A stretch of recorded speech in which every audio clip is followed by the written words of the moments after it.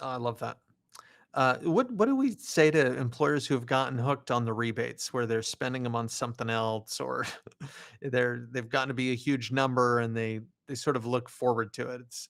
I feel like it's a little bit like a tax return. When you get a huge tax return, in April, it's like that's not something to celebrate, right? That means you just paid way too much during the year. But I feel like we've gotten a little bit of that in the rebates, and I'm curious if you have advice on how to get out of it.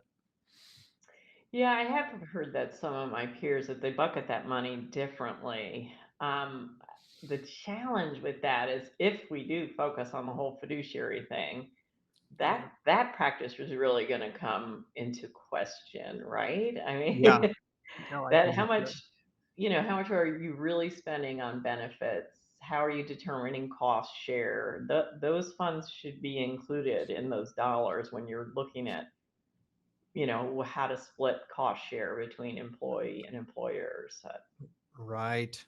Yeah, no, I totally agree. Like it definitely those should be going back into the ERISA budget and being included with that, and it brings up a lot of questions when we have someone buy a more expensive drug because after rebate it is lower cost than the generic, right?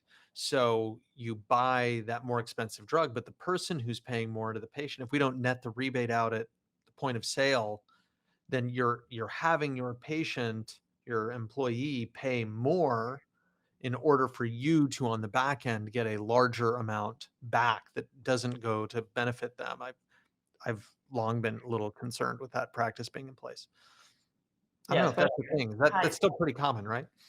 especially with high deductible health plans, that's you Oh, really have to question that practice for sure. for sure. Oh, you guys now, if I have a pass through PBM and I am doing sort of the formulary review, things like that, does that problem get corrected, or do we still have to be really careful not to fall into that trap?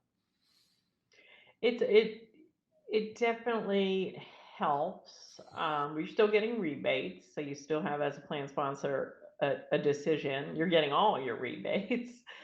Yeah, That's the difference, right? So you have to be careful. But drugs in general are less expensive when you have a lowest net cost formulary design, right?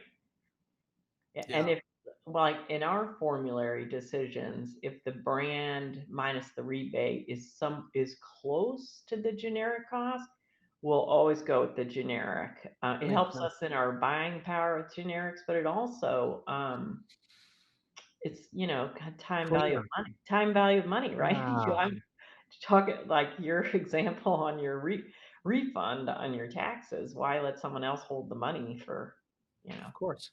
half a Yeah, year? just that float. It's like you're not getting interest on that, and it can be months. Exactly.